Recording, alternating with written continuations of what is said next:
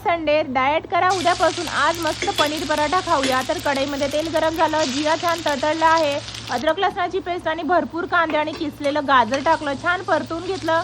आणि त्यानंतर आता आपण यामध्ये बेसिक आपले मसाले टाकूया। त्या अगोदर मी इथे टाकत आहे हिरवी मिरची आणि कोथिंबीरीची पेस्ट, त्यानंतर 1 चमच तिखट टाकलं, चवीनुसार मीठ आणि त्यानंतर थोडीशी हळद आणि त्यानंतर यामध्ये मी टाकत आहे जिरा पावडर, धने पावडर आणि कसुरी मेथी।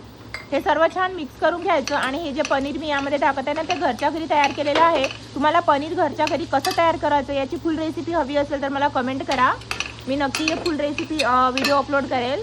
तर हे बघा, हे घरी तयार केलेलं पनीर टाकलं आणि मस्त हाताने कुस्करून कसुरी मेथी टाकायची। कसुरी मेथी टाकली ना की खूप छान स्वाद येतो पनीर पराठाला। आपलं मिश्रण तयार झालेलं आहे। गव्हाचं पीठ मी आधीच मळून ठेवलं होतं। आता आपण याची छोटी पोळी लाटून घेणार आहोत आणि मी इथे स्क्वेअर आकाराचा म्हणजे चौकोनी आकाराचा पनीर पराठा लाटून घेणार आहे। तुम्ही गोल किंवा त्रिकोणी कोणत्याही आकाराचा करू शकता। हे बघा, सारण छान भरायचं आणि त्यानंतर अशा प्रकारे पोळीला असं दुमडून घ्यायचं आणि चौकोनी आकार तयार करायचा।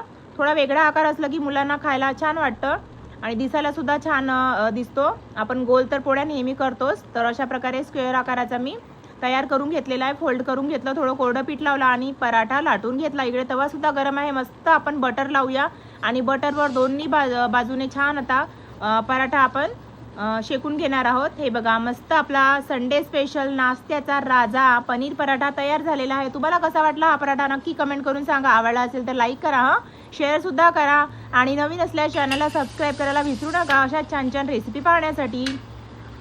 तर हे बघा, आपला पराठा इथे तयार झालेला आहे। या खायला गरमागरम। बाय बाय, भेटूया पुन्हा अशा छान छान रेसिपीमध्ये। Bye bye.